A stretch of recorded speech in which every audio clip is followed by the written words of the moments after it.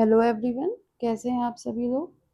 देखिए फ्रेंड्स, हम minor act में अभी तक आपका probation of offenders act complete कर चुके हैं विद एमसीक्यूज। आज हमारी नेक्स्ट क्लास है Rajasthan public examination prevention of unfair means act 1992। ठीक है, इसके बाद हमारा 2022 का भी एक एक्ट है। ठीक है, इसके पर्पस अलग हैं, इसने अलग एग्जामिनेशंस को डील किया है। ठीक है, 1992 जो है आपका अकेडमिक्स में जो भी एग्जाम्स होते हैं उसको लेके बात करता है। ठीक है फ्रेंड्स, तो आज हम 1992 को करेंगे विथ एमसीक्यूज। ठीक है, तो आप पहले सबसे पहले ये देखिए कि जब हमें कोई भी एक्ट कंप्लीट करना होता है तो सबसे पहले हम उस एक्ट का प्रीलिम्स के पॉइंट ऑफ व्यू से हमें क्या क्या चीज़ें देखनी होती हैं। ठीक है, पहले आपको ये देखना है ये एक्ट नंबर कौन सा है। ये एक्ट नंबर है 27 ऑफ 1992। और फ्रेंड्स, इसको आपको ना हर हर अपने इंडेक्स पे या बेयर एक्ट के यहाँ पे साइड में आपको ये छोटे छोटे पॉइंट्स लिख लेने होते हैं सारे। ठीक है, पहला 27 ऑफ 1992। इस एक्ट को एसेंट कब मिली थी? अब इस एक्ट को एसेंट मिली थी आपकी 8 ऑफ नवंबर 1992। यहाँ पे फ्रेंड्स आप ये चीज़ नोट डाउन करेंगे कि ये राजस्थान का एक्ट है, राजस्थान का। तो यहाँ पे जो एसेंट मिल रही है ये गवर्नर देगा आपको, ना कि प्रेसिडेंट, नॉट प्रेसिडेंट। ठीक है, तो ये भी आपका एक क्वेश्चन बन सकता है कि गवर्नर ने दी कि प्रेसिडेंट ने दी, किस दिन दी। तो ये आपको पता होना चाहिए कि गवर्नर ने दी है, क्योंकि कोई भी लोकल एक्ट जो होता है वो गवर्नर पास करते हैं आपके स्टेट के। ठीक है, एसेंट आपकी 8 ऑफ नवंबर को मिली है। अब आपको ये देखना है कि ये विद इफेक्ट फ्रॉम फोर्स में किस दिन से स्टार्ट हुआ है आना। तो ये 11th ऑफ नवंबर 1992 में आया है, इन फोर्स स्टार्ट हो गया है इसका। ठीक है, अब किसी भी एक्ट का आपका ऑब्जेक्ट क्या होता है, इस एक्ट का आपका ऑब्जेक्ट क्या है? इसका ये ऑब्जेक्ट है आपका, ये प्रिवेंट कर रहा है आपको, ये प्रिवेंट कर रहा है। पहला तो ये प्रिवेंट कर रहा है आपके लीकेज को, लीकेज ऑफ क्वेश्चन पेपर। ठीक है, दूसरा प्रिवेंट कर रहा है आपका कि use of unfair means, use of unfair means कहाँ पे? पब्लिक एग्जामिनेशंस में। जब भी आप कोई एग्जाम्स देते हैं, ठीक है, तो उस केस में ये एक्ट आपको प्रिवेंट कर रहा है कि अगर आपने लीकेज करी तो आपकी क्या पनिशमेंट होगी, और अगर आपने कोई अनफेयर मींस चीटिंग यूज करी तो आपकी क्या पनिशमेंट होगी। अब पब्लिक एग्जामिनेशन जो है इसको कोर्ट हमारी एक्ट ने आगे डिफाइन किया है, ये हम अपने डेफिनेशंस में देखेंगे। ठीक है, अब आप ये देखिए कि जब भी कोई एक्ट है, ये एक्ट आपका थ्री पार्ट्स में आपको समझना है। ठीक है, इस एक्ट को आपको थ्री पार्ट्स में समझना है।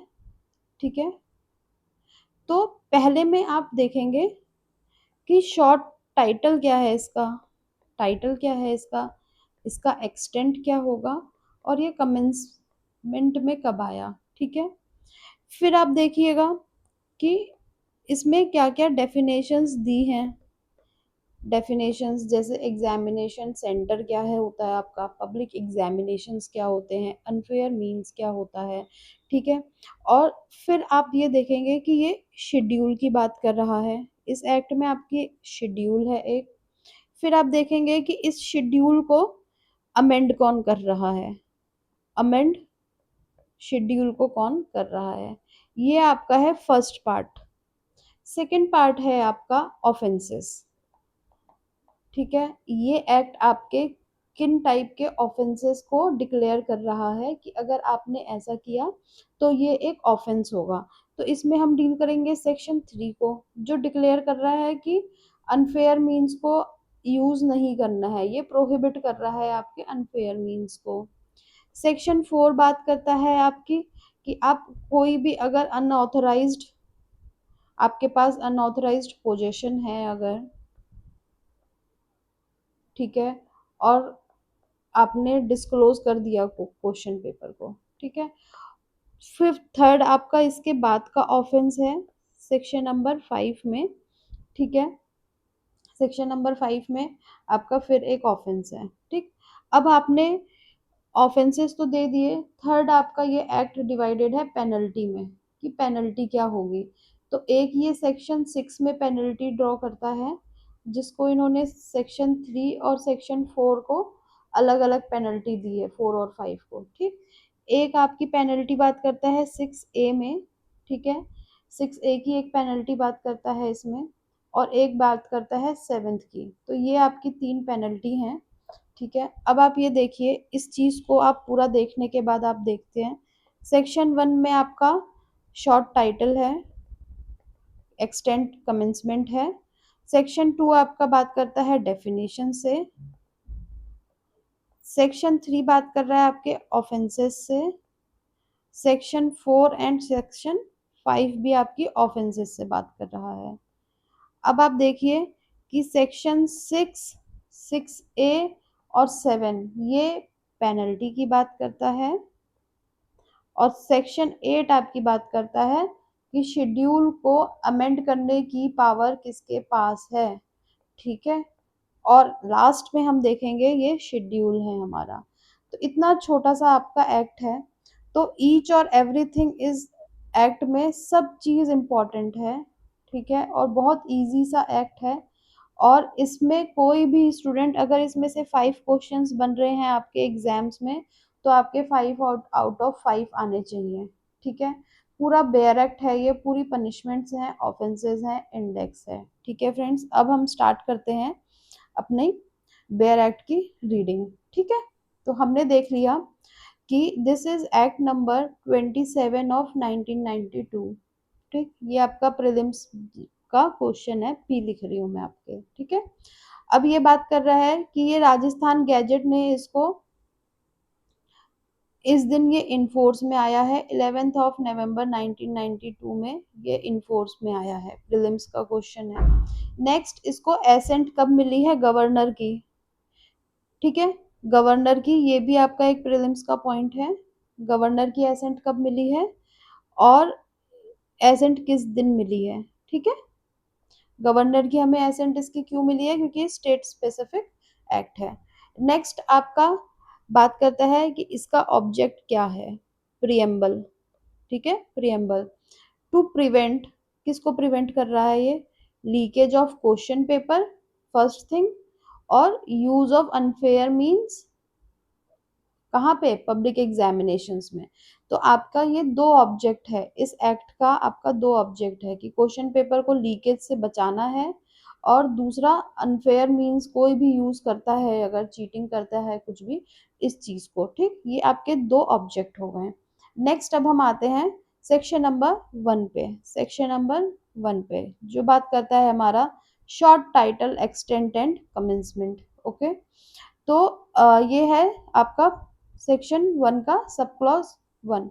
This act may be called the Rajasthan public examination prevention of unfair means act 1992।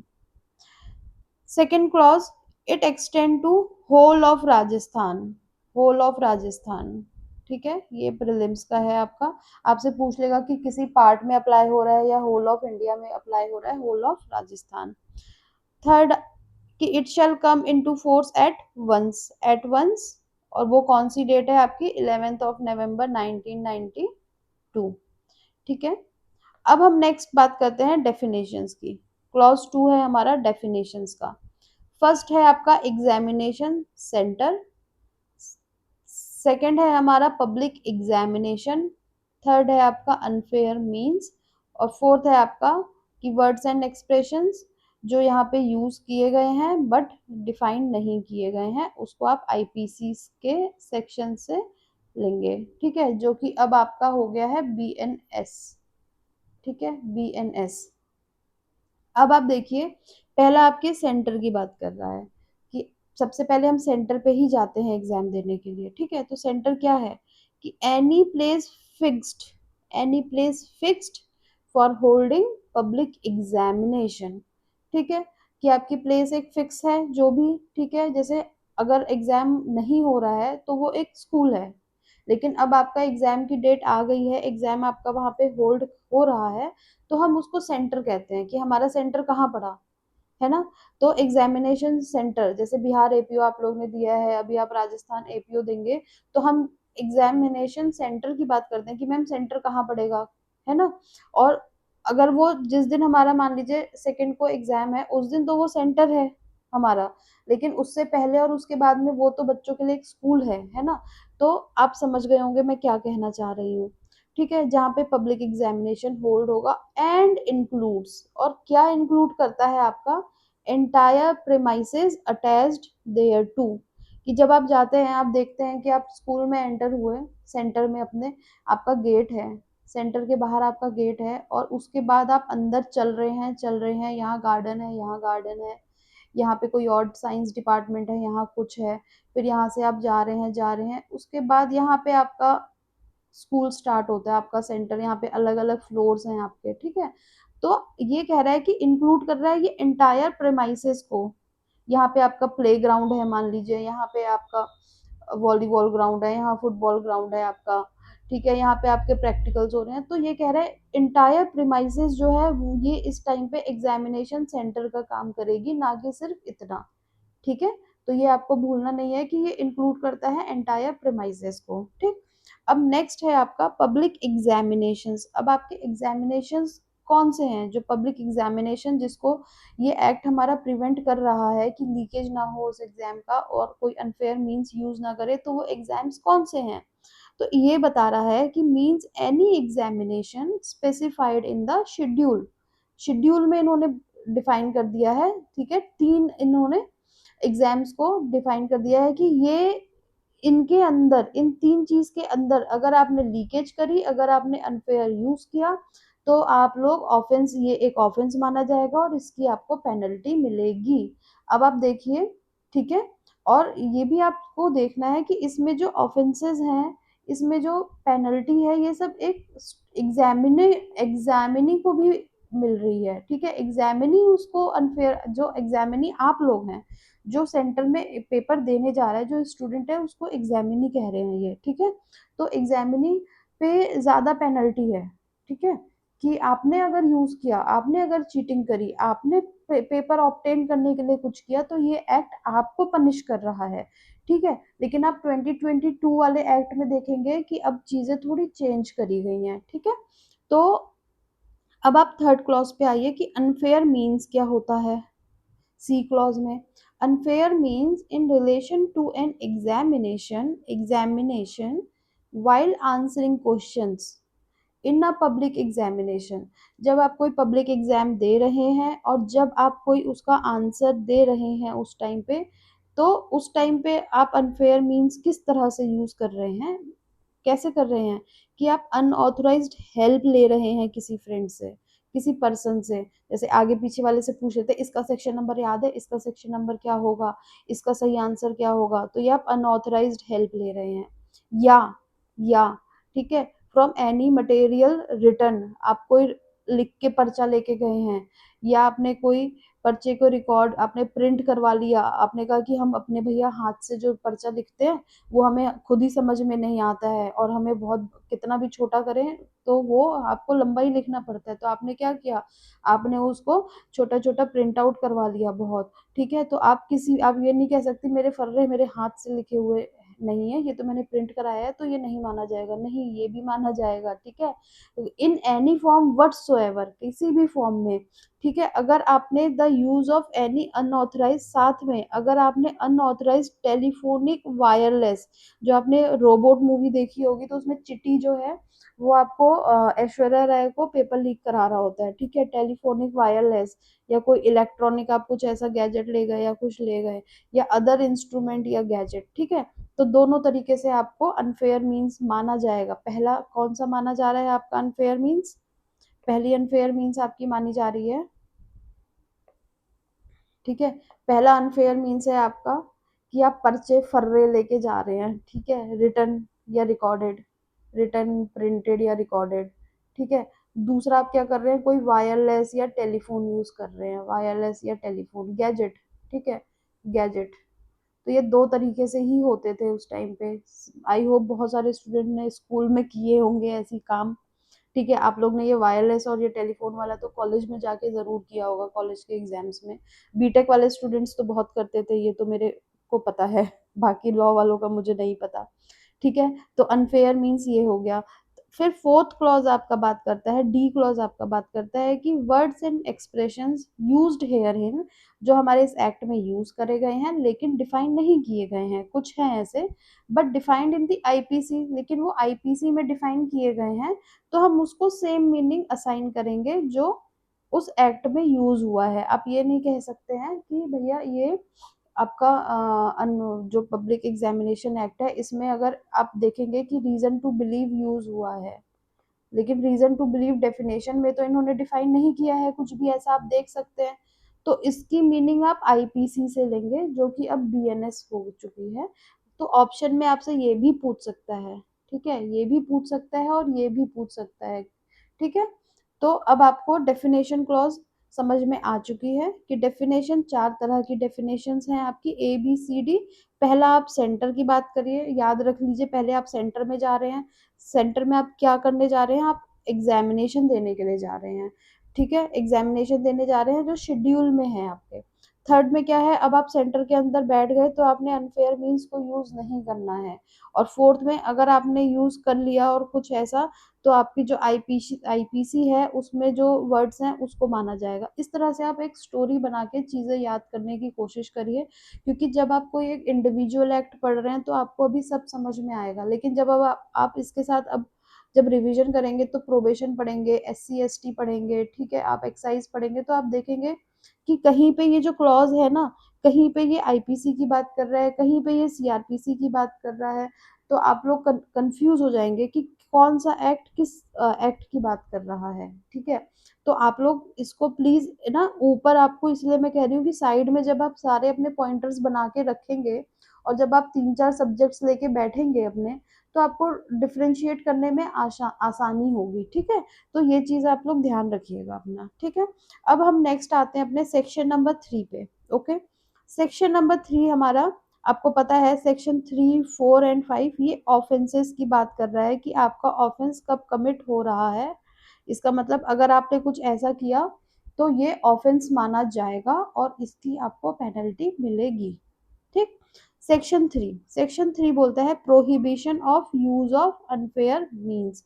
Unfair means जो आपने क्लॉज सी में डेफिनेशन में देखा था, ठीक है, अगर वो आपको यूज नहीं करना है कि no person shall use unfair means at any public examination. ये आपको जनरल डिक्लेयर कर दिया है, जनरल डिक्लेरेशन है ये आपका कि अगर आपने ऐसा किया तो ये एक ऑफेंस है।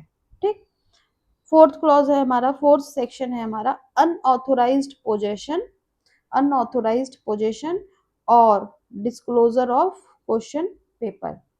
No person who is not lawfully authorised, आप लॉफुली उस चीज को करने के लिए ऑथराइज नहीं है। या, इस और को हम या पढ़ते हैं, ठीक है, और जो हमारा एंड होता है उसको हम पढ़ते हैं प्लस, बोलते हैं हम इसको कि, ठीक है, तो और एंड या। अब आप देखिए कि no person who is not lawfully authorised और परमिटेड, ना तो वो लॉफुली ऑथराइज्ड है ना वो उसको परमिशन है, by virtue of his duty to do सो।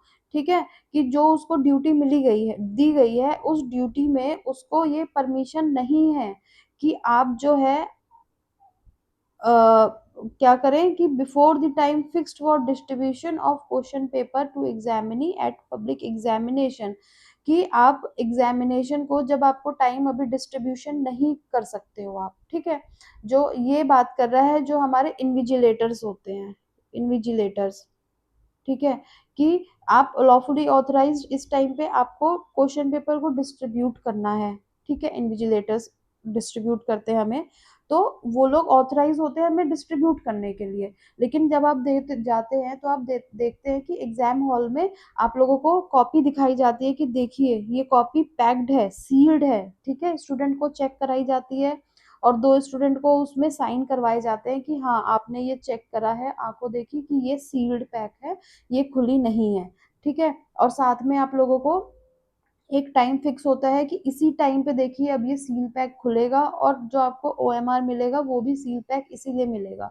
क्यों? क्योंकि ये कह रहा है कि अगर आप लॉफुली उस चीज आपकी ये ड्यूटी है करने की, ठीक है, कि आपको ये दिखाना है कि ये सील्ड पैक है। अगर आपने उससे पहले आपने किसी तरीके से आपने प्रोक्योर या अटेम्प्ट या पोजेस किया किसी भी क्वेश्चन पेपर को या एनी पोर्शन, ठीक है, या आपने इम्पार्ट किया या ऑफर टू इम्पार्ट कोई भी इंफॉर्मेशन जो आपको पता है और या आपको रीजन टू बिलीव है कि ये क्वेश्चन पेपर से है, ठीक है, ये क्वेश्चन पेपर का पार्ट है।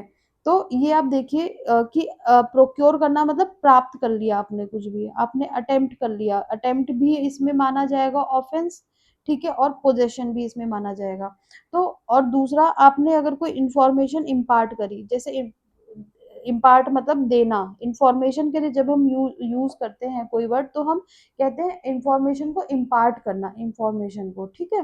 तो ये आप देखिए कि इसका पर्पस क्या है कि आपने एग्जाम हॉल से पहले आप वो चीज नहीं दे सकते हैं किसी को, कोई भी आप बच्चों को वो कोई पोर्शन नहीं दे सकते हैं कॉपी का कि देखो ये भैया ये फर्स्ट पेज है, फर्स्ट पेज में से इतने क्वेश्चंस आपके यहाँ यहाँ के मैंने स्टार्टिंग के 10 क्वेश्चन देख लिए, ये चीज आप नहीं कर सकते हैं। आप ये नहीं बता सकते हैं कि आपको एपीओ से पहले कि देखिए कोई जो इन्विजिलेटर है कि आपके 10 क्वेश्चन जो है आईपीसी से आ रहे हैं, 10 क्वेश्चन सीपीसी बीएनएस से आ रहे हैं और एसटीएससी के 10 क्वेश्चन हैं, इस बार एक्साइज के 5 क्वेश्चन हैं।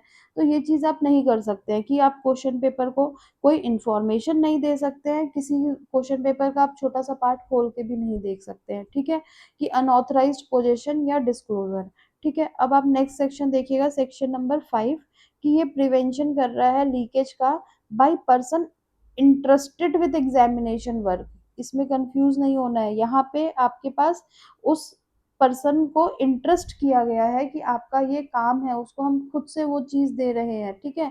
ये आपने आईपीसी में भी पढ़ा होगा, इंटरेस्टमेंट का, ब्रीच ऑफ ट्रस्ट में, ठीक है, ब्रीच ऑफ ट्रस्ट में ये वहां पे आप प्रॉपर्टी अपनी खुद इंटरेस्ट करा रहे हो, आप खुद दे रहे हो सामने वाले को, ठीक है। तो ये इंटरेस्टेड की बात कर रहा है और ये किसकी बात कर रहा है, सेक्शन 4 अनऑथराइज्ड पोजेशन या डिस्क्लोजर की बात कर रहा है, ठीक है। इसमें कंफ्यूज नहीं होना है बिल्कुल भी। अब सेक्शन 5 आपका क्या कह रहा है कि no person who is entrusted with any work pertaining to public examination shall, except where he is permitted by virtue of his duty to to do, कि कोई किसी भी पर्सन को अगर कोई काम दे दिया गया है कि आपको ये काम करना है पब्लिक एग्जामिनेशन से रिलेटेड, तो वो डायरेक्टली या indirectly divulge or cause to be divulged or make known to any other person any information or part thereof which has come to his knowledge by virtue of the work being so entrusted to him। कि यहाँ पे ये जो invigilator है या किसी भी तरीके के और भी जो आप डिपार्टमेंट्स में आप देखते हैं पियोन होते हैं, ये सारी चीजें होते हैं जो आपके एग्जाम हॉल में बीच बीच में सब आते रहते हैं, कोई आपको कुछ लेकर आता है, कोई आप स्टैंप लेकर आता है, कोई आपकी फिंगरप्रिंट लगवाने आता है, हर पूरा वो एक पूरा एक टीम होती है।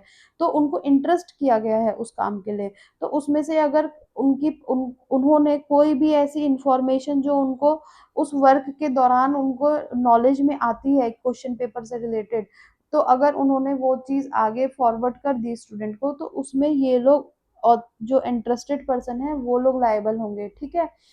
एक्सेप्ट, इसका एक्सेप्शन क्या है, except where he is permitted by virtue of his, जहाँ पे उसको उसके परमिशन में है कि ये आप आपकी ड्यूटी है ये चीज करने की, उस केस में आप बस लायबल नहीं होंगे। नेक्स्ट आप देखिए penalty, section 6 is penalty. Section 6, whoever contravenes, attempts to contravenes और abet the contravention of the provision। इसमें अगर आपने ऊपर में से 3, 4, 5 का आपने ऑफेंस कमिट किया या आपने अटेम्प्ट किया वो ऑफेंस करने के लिए या आपने अबेट किया, इन तीनों ही केस में आप लायबल हो गए। अब आप देखिए कि पेनल्टी जो है वो आपको दो पार्ट्स में डिवाइडेड है, एक सेक्शन 3 जो है इसकी पेनल्टी है, सेक्शन 3 को हम मानेंगे कि एक माइनर ऑफेंस है तो इसकी हमने पेनल्टी कम रखी है।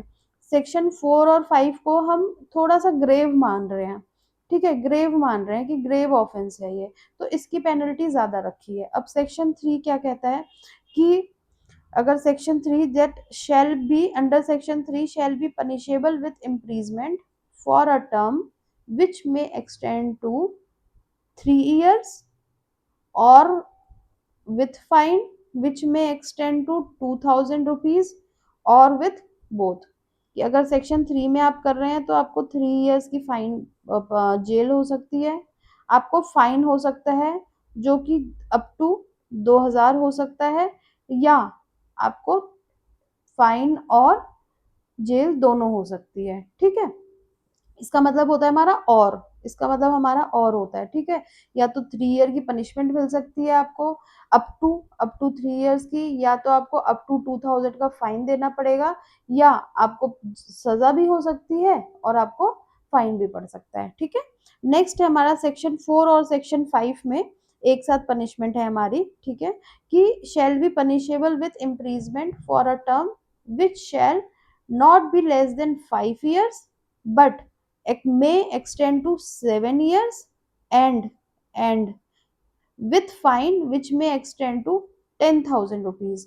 इसको आप शॉर्ट में अपने में लिख लीजिएगा कि 5 साल मिनिमम होना चाहिए, 5 साल मैक्सिमम 7 साल, ये आपका टर्म है इम्प्रीजमेंट का। एंड बोला है, इसका मतलब साथ ही साथ में आपको फाइन भी मिलेगा जो कि है up to 10,000 rupees, up to 10,000 rupees. इसका मतलब आपको दोनों चीज मिलेगी। ठीक है, पनिशमेंट में। नेक्स्ट है हमारा section number 6A। Section number 6A ये बात करता है हमारी पनिशमेंट की, कि अगर आपने थेफ्ट किया, एक्सटॉर्शन किया, रॉबरी करी क्वेश्चन पेपर की, तब क्या होगा आपका। ठीक है, ये भी पनिशमेंट है हमारा। whoever commits theft, extortion or robbery of question paper of any public examination at any time before the examination in such question paper is over। किसी भी टाइम में आपका क्वेश्चन पेपर अभी आपका, आप लोग सेंटर में बैठे ही हुए हैं, उसके किसी भी टाइम पे अभी आपका पेपर, आपका मान लीजिए 3 बजे खत्म होने का आपका डेट है, टाइम है, लेकिन अगर ये 2:55 पे भी अगर ऐसा कुछ हो गया तो भी ये इसके अंडर आएगा, सेक्शन 6A के अंडर फॉल करेगा। ठीक है, then shall not withstanding anything to the contrary contained in IPC। ठीक है, आईपीसी में कुछ भी कहा है उसको ये नॉट विथ इन स्टैंडिंग करेगा। Shall be punishable with imprisonment for a term which shall not be less than 5 years but which में एक्सटेंड टू 7 years। ठीक है, and with fine which shall not be less then 15,000 rupees but which में extend to 1 lakh rupees. तो देखिए, इसमें अगर आपने theft किया, एक्सटॉर्शन किया या रॉबरी करी, इस केस में आपको 5 साल मिनिमम सजा है और मैक्सिमम 7 years है। लेकिन आपकी फाइन क्या है, मिनिमम 15,000 है फाइन, जो कि एक्सटेंड हो सकती है आपकी 1 लाख रुपीज में। ठीक है, तो आप देखिए अब तक जो हमने पढ़ा है सबसे ग्रेव यही है, सबसे ग्रेव जो है ये 1 लाख की पनिशमेंट सबसे ज्यादा अभी तक है। ठीक है, ये तो हमने 3 और 4 और 5 का भी यही सेम पनिशमेंट है इम्प्रीजमेंट का। ओके, नेक्स्ट है हमारा question section 7, penalty for offence with preparation to cause hurt. Penalty for offence with preparation to cause hurt. whoever commits an offense punishable under 6, punishable under 6 having made under 6 में क्या है आपका penalty, section 3 की बात करता है और 4 और 5 की बात करता है। आप इसके अंडर कोई एक्ट कर रहे हो 3, 4, 5 में और आपने प्रिपरेशन भी कर रखी है। ठीक है, इस ऑफेंस को कमिट करने के लिए आप फुल्ली प्रिपेयर हो, प्रिपरेशन कर रखी है आपने कि आप डेथ कॉज कर सकते हो किसी इंसान की, आपने साथ में छुरा रख लिया, आपने साथ में डंडा रख लिया, और आप हर्ट भी कर सकते हो किसी को। आप अगर कोई सामने आए तो आप असॉल्ट भी कर सकते हो, अगर कोई ऐसे आए तो आप उसको रॉन्गफुली रेस्ट्रेन भी कर सकते हो। ये 4 चीज अगर आप इस प्रिपरेशन के साथ आप कोई भी अनफेयर मीन्स यूज कर रहे हैं या डाइवर्ज कर रहे हैं इसको, या पर्सन इंटरेस्टेड है वो ऐसे काम कर रहा है, ठीक है, और या आप उसको फियर में ला रहे हो, putting any person in fear, या आप उनको फियर में लेकर आ रहे हो कि आप डेथ कॉज कर सकते हो, हर्ट कर सकते हो, असॉल्ट कर सकते हो और रॉन्गफुल रेस्ट्रेन कर सकते हो उनको, तो आपकी पनिशमेंट क्या होगी, कि ये 3 इयर्स तक की पनिशमेंट होगी और जो फाइन होगा वो 5,000 का होगा। ठीक है, अप टू 3 इयर्स की पनिशमेंट होगी प्लस फाइन है, और नहीं प्लस फाइन है आपका 5,000 रुपीज का। अब आपको यहाँ पे वो मूवी याद आ रही होगी, 3 इडियट्स। 3 इडियट्स में भी ये लोग पेपर लीक करते हैं, आमिर खान और वो आर माधवन, ये दोनों पेपर लीक करते हैं। लेकिन आप देखो कि वो लोग मतलब जाते हैं, लेकिन वो उस प्रिपरेशन से नहीं गए होते हैं कि वो डंडा लेके जा रहे हैं, छुरी लेकर जा रहे हैं, कुछ भी रॉड लेकर जा रहे हैं, है ना। तो आप इस चीज से इसको कनेक्ट कर लीजिएगा कि प्रिपरेशन का मतलब ये होगा। ठीक है, तो प्रिपरेशन में इसमें ऑफेंस आपका 3 इयर्स तक का पनिशेबल है और 5,000 आपकी फाइन है। ओके। और सेक्शन 8 जो है ये आपकी बात करते हैं पावर टू अमेंड शेड्यूल। अब शेड्यूल को अमेंड कौन कर सकता है? जब ये स्टेट स्पेसिफिक एक्ट है तो आपका स्टेट गवर्नमेंट ही आपको इसको अमेंड कर सकता है। लेकिन उसको हमेशा याद रखना है, स्टेट गवर्नमेंट कुछ भी वो करता है तो ऑफिशियल गैजेट में एक नोटिफिकेशन लेकर आता है कि अब से ये आपके इंक्लूड इन द शेड्यूल, क्या चीज आपके इंक्लूड होंगे, any other public examination in respect of which it considers necessary to apply the provision of this act, and upon the publication in the official gazette the schedule shall be deemed to have been amended accordingly। ठीक है, अब आप देखिए schedule में आपके कौन से आपके एग्जाम्स कवर हो रहे हैं। ठीक है, ये भी इम्पोर्टेंट है, आपके 3 एग्जाम्स हैं। पहला है आपका जो board of secondary education for Rajasthan है। ठीक है, राजस्थान सेकेंडरी एग्जामिनेशन एक्ट 1957, ये है आपका इम्पोर्टेंट प्रीलिम्स का। ठीक है, सेकंड है आपका अगर कोई एग्जामिनेशन कंडक्ट करिए कोई भी university established by law in India. ठीक है, थर्ड है अगर आपका कि conducted by an examination conducted by any autonomous college in the state. तो आप देखिए ये सारे एकेडमिक्स की ही बात कर रहा है, अभी ये कॉम्पिटिटिव एग्जाम्स की बात नहीं कर रहा है। ठीक है, इसको इसके अंडर आपको बात करता है। ठीक है, तो आप लोग को याद होगा सेक्शन 1 में हमने शॉर्ट टाइटल एक्सटेंट पढ़ा है। ठीक है, सेक्शन 2 में हमने डेफिनेशंस पढ़ी हैं। डेफिनेशंस हमने 4 टाइप्स की पढ़ी थी। इसमें ए में हम सेंटर की बात कर रहे थे, एग्जामिनेशन सेंटर। बी में हम एग्जामिन पब्लिक एग्जामिनेशन की बात कर रहे थे कि एग्जामिनेशंस कौन से होते हैं। सी में हम अनफेयर मीन्स की बात कर रहे थे कि अनफेयर मीन्स कब माना जाएगा। मैंने बताया था कि अगर आप रिटर्न या प्रिंटेड या रिकॉर्डेड चीज लेकर जा रहे हो, दूसरे में अगर आप वायरलेस कुछ टेलीफोनिक या आप साथ में कोई गैजेट वाली चीज इलेक्ट्रॉनिक यूज कर रहे हैं। ठीक है, और डी में मैंने बताया था कि आईपीसी, कोई भी चीज जो इस एक्ट में डिफाइन नहीं है लेकिन आईपीसी में है तो आईपीसी से लिया जाएगा। सेक्शन 3 में हमने बात किया था कि ये जनरल डिक्लेरेशन था कि ये प्रोहिबिट कर रहा है आपको अनफेयर मीन्स यूज करने के लिए एग्जामिनेशन हॉल में। ठीक है, और इसकी आपकी पनिशमेंट कितनी थी? इसकी पनिशमेंट है आपकी 3 इयर्स तक की, अप टू 3 इयर्स। साथ में या तो आपको 2,000 का फाइन लगेगा या आपको बोथ लग सकता है। ठीक है, ये आपका सेक्शन 3 था। जो ये कहाँ पे डिफाइन है? सेक्शन 3 का पनिशमेंट कहाँ पे है? सेक्शन 6 के क्लॉज 1 में। फोर्थ था आपका कि अगर आपने कोई अनऑथोराइज्ड पोजेशन या डिस्क्लोजर किया है क्वेश्चन पेपर का। ठीक है, डिस्क्लोजर। ठीक है, ये सेक्शन 4 है। सेक्शन 5 बात करता है अगर कोई पर्सन इंटरेस्टेड है उस केस में अगर उसने कोई भी इंफॉर्मेशन डाइवल्ज कर दी है। ठीक है, तो क्या होगा? इन दोनों की पनिशमेंट 6 सबके क्लॉज 2 में है। ठीक है, इन दोनों की पनिशमेंट इसमें है जिसमें कहता है कि नॉट लेस देन 5 इयर्स, जो कि एक्सटेंड होगा 7 इयर्स तक का। साथ में आपको फाइन मिलेगा 10,000 का साथ में। ठीक है, अब नेक्स्ट हमने देखा है सेक्शन 6 का। सेक्शन 6 पेनल्टी की बात करता है। ठीक है, पेनल्टी क्लॉज 1 में हमने सेक्शन 3 का डिफाइन कर रखा है पेनल्टी, क्लॉज 2 में हमने सेक्शन 4 और 5 का कर रखा है पनिशमेंट। ठीक है, सेक्शन 6A क्या है हमारा? सेक्शन 6A आपका 2022 के अमेंडमेंट से एड ऑन हुआ है। इसमें अगर आपने थेफ्ट करा, आपने एक्सटॉर्शन किया, आपने रॉबरी करी पेपर को ऑब्टेन करने के लिए। ठीक है, और जब आपका बिफोर एग्जाम इज ओवर, तो इस केस में आपका क्या होगा? इस केस में आपको पनिशमेंट है 5 साल से लेके 7 साल तक की, और आपको फाइन है। फाइन मैंने बताया था सबसे मैक्सिमम इसी में है 15,000 से लेके 1 लाख रुपीज। ठीक है, ये आपका बहुत इंपॉर्टेंट सेक्शन है फ्रेंड्स। नेक्स्ट हमने देखा था सेक्शन 7। सेक्शन 7 में आप प्रिपेयर कर रहे थे एग्जाम के उसमें चीटिंग करने के लिए या कुछ भी। तो आपने प्रिपरेशन क्या करी थी कि आप डेथ कॉज कर सकते हो, आप हर्ट कॉज कर सकते हो, आप असॉल्ट भी कर सकते हो, या आप रॉन्गफुल रेस्ट्रेन कर रहे हो, या आप putting person in fear of same चीज, डेथ, हर्ट, असॉल्ट या रॉन्गफुल रेस्ट्रेंट। इस केस में आपकी पनिशमेंट कितनी है?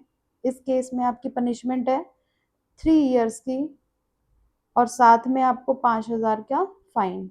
ठीक है, ये है। नेक्स्ट आप देखेंगे सेक्शन 8। सेक्शन 8 हमारा बात कर रहा था शेड्यूल को कौन अमेंड कर सकता है? State government. शेड्यूल नेक्स्ट हमारा है शेड्यूल। शेड्यूल में आपके 3 एक्ट्स हैं। पहला आपका सेकेंडरी एग्जामिनेशन वाला जो बोर्ड है, इसका एक्ट नंबर आप देख लीजिएगा 19 कौन सा था। सेकंड आपका बात कर रहा है कोई भी यूनिवर्सिटी जो एस्टेब्लिश्ड है बाय गवर्नमेंट, और थर्ड बात कर रहा है ऑटोनोमस कॉलेज का। ठीक है फ्रेंड्स, ये आपका कंप्लीट हो गया बेयर एक्ट। अब हम इसके क्वेश्चंस लगाते हैं, फिर हम क्लास को ओवर करेंगे। ठीक है, पहला क्वेश्चन है आपका, first question is Rajasthan public examination act came into force on. ये किस दिन फोर्स में आया था? इसमें दो चीज थी आपकी, एक एसेंट मिल रहा था, एक आपका फोर्स में आ रहा था। एसेंट आपको 8 नवंबर में मिला था, और फोर्स में आपके 11 नवंबर को आया था। Correct answer would B 11 November 1992। Question number 2, public examination means any of the examination specified in। Public examination का मतलब क्या होगा, कहाँ कौन से शेड्यूल में? शेड्यूल 1, 2, 3। तो आपको पता है कि सिर्फ एक ही शेड्यूल है, तो आप शेड्यूल 1 मत करिएगा, आप सिर्फ शेड्यूल लिखिएगा। ठीक है, करेक्ट आंसर आपका ये होगा। और पब्लिक एग्जामिनेशन का डेफिनेशन आपको अभी तक माइंड में आ जाना चाहिए कि कहाँ पे है, कहाँ पे है, बी में है क्लॉज। ठीक है, थर्ड क्वेश्चन कि public examination act shall extend, इसका एक्सटेंड कहाँ पे है? Whole of India, whole state of Rajasthan, या बोथ, या इधर। तो correct answer would be state of Rajasthan only. Fourth question है आपका, which of the following is not correctly matched. Which of the following is not correctly matched. ये आप ना not को हटा दीजिएगा इसमें। अब आप क्वेश्चन देखिए, विच of the following is correctly matched, इसमें से कौन सा करेक्ट है? पब्लिक एग्जामिनेशन ए में है? नहीं, पब्लिक एग्जामिनेशन नहीं है, सेंटर आपका ए में है। अनफेयर मीन्स बी में है?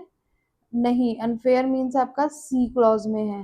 ठीक है, थर्ड पेनल्टी आपका 6 में है। Yes, this is the correct answer. Okay, next, no person shall use unfair means at any public examination।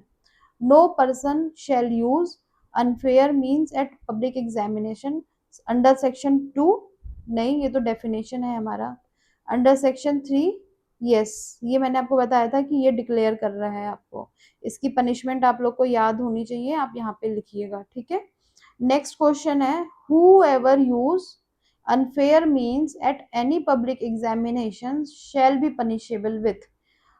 whoever use unfair means at any public examination, section 3 जो हमारे बात कर रहा है, इसका पनिशमेंट 6 के क्लॉज 1 में है। क्या पनिशमेंट है इसका? With imprisonment up to 2 years, with imprisonment up to 5 years, नहीं, 3 इयर्स वाला करेक्ट है आंसर। ठीक है, नेक्स्ट क्वेश्चन है हमारा, whoever use unfair means at any public examination shall be punishable with imprisonment up to 1 year, with imprisonment up to 3 years, और with imprisonment up to 2 years, या both। Section 3 की ही बात कर रहा है, लेकिन ये अप टू करके पूछ लिया है इसने, और कुछ नहीं, ऑप्शंस चेंज कर दिए हैं इसने। तो ये अप टू 3 इयर्स ही है हमारा आंसर करेक्ट। ठीक है, next question,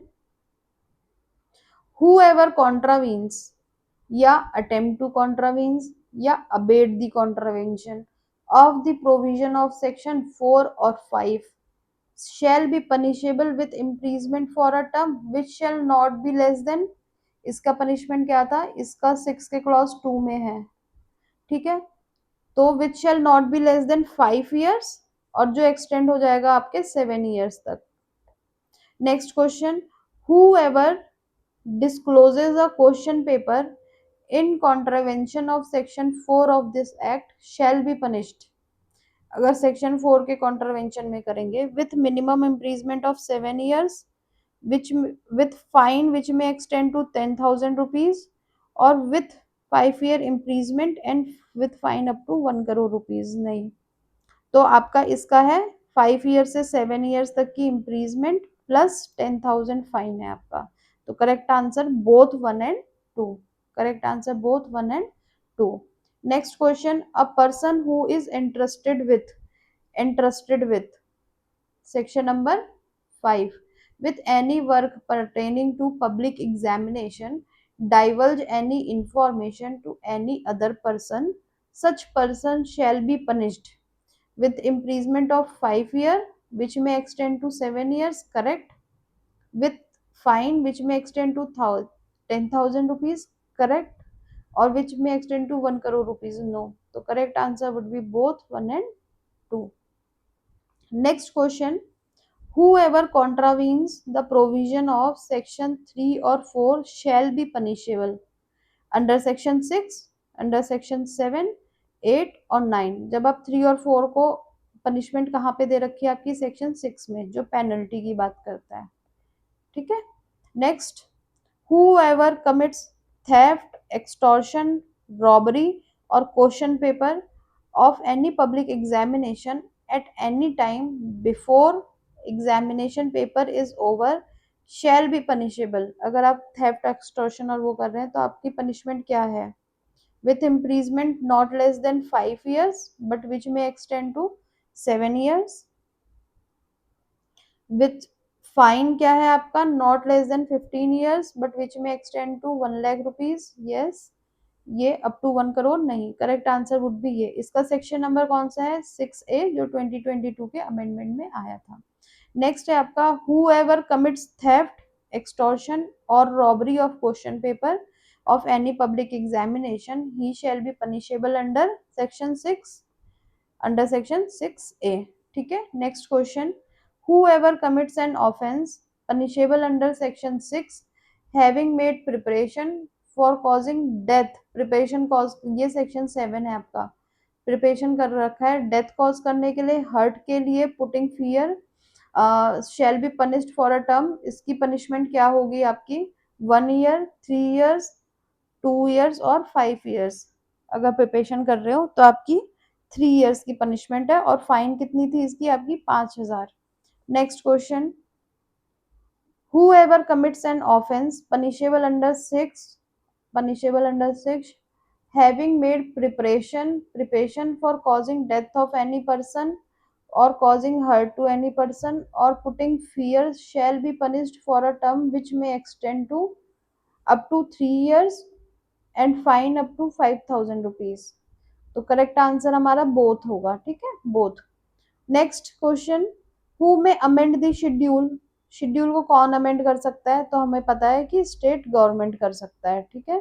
next, which of the following section is regarding with the power amend schedule exclude from schedule, ठीक है, which of the following section is regarding with the power amend schedule, section 8 में बात कर रहा है हमारे, ठीक है.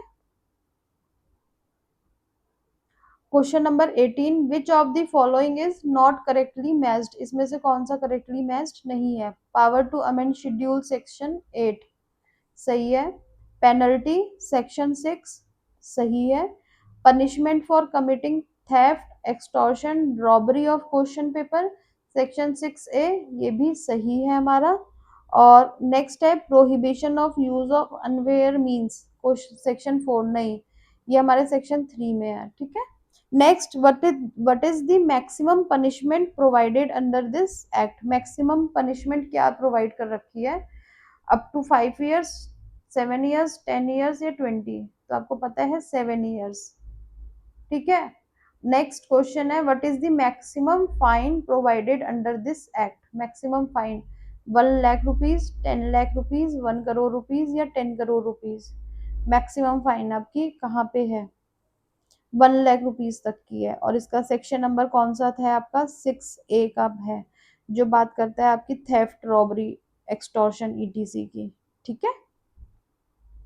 तो फ्रेंड्स ये हमारे क्वेश्चंस हो गए। आई होप ये पूरा एक्ट आपका एग्जामिनेशन एक्ट 1992, इसके बाहर से और कुछ नहीं है, इसमें कोई ऐसा केस लॉ एज सच नहीं है। आपको ये पूरा ऐसे ही लिख के, जैसे मैंने आपको अभी रिवाइज कराया था, ये सब चीज होनी चाहिए। पनिशमेंट्स में आप लोग कंफ्यूज मत होइएगा बिल्कुल भी, लिख के याद कर लीजिएगा। ठीक है। और साथ में ये एमसीक्यूज हो गए आपके। तो मेरे साइड से ये एक्ट आपका कंप्लीट हो चुका है। ठीक है फ्रेंड्स। और लास्ट आप ये देखिए कि अगर आप लोग को कोई भी स्टूडेंट अभी पहली बार ये देख रहा है वीडियो, तो आप टेलीग्राम का लिंक आपको मिल जाएगा। ठीक है, क्लास के एंड में। तो आप ये टेलीग्राम को ज्वाइन करिए, और आपको अभी तक जितने भी फ्री मटेरियल्स हैं, फ्री मटेरियल्स आपको वहाँ पे प्रोवाइडेड हैं। और साथ में आप लोगों को वहाँ पे टेस्ट की लिंक है, जो आपकी फ्री है, टेस्ट की लिंक। आप वो टेस्ट, आपका अगर वो सब्जेक्ट कंप्लीट है, तो आप वो टेस्ट भी दे सकते हैं। ठीक है। और हिंदी मीडियम स्टूडेंट्स के लिए ये मैं नीचे लेकर आ गई हूँ। ठीक है। हिंदी मीडियम स्टूडेंट्स की ये आप लोग इसमें से कर सकते हैं। ठीक है। और आपके लिए ये कुछ पॉइंटर्स भी हैं हिंदी मीडियम के स्टूडेंट्स के लिए, आप इसमें देख लीजिएगा। और आपके साथ में ये क्वेश्चंस भी हैं 20। ठीक है। और ठीक है फ्रेंड्स, ओके। तो आप सबको ऑल द बेस्ट है। और फ्रेंड्स आज 22 जुलाई हो गई है, अब हमारे पास टाइम कम बचा है, तो आप लोग थोड़ा सा ज़्यादा पढ़ाई पे फोकस रखिए। ठीक है। Thank you so much.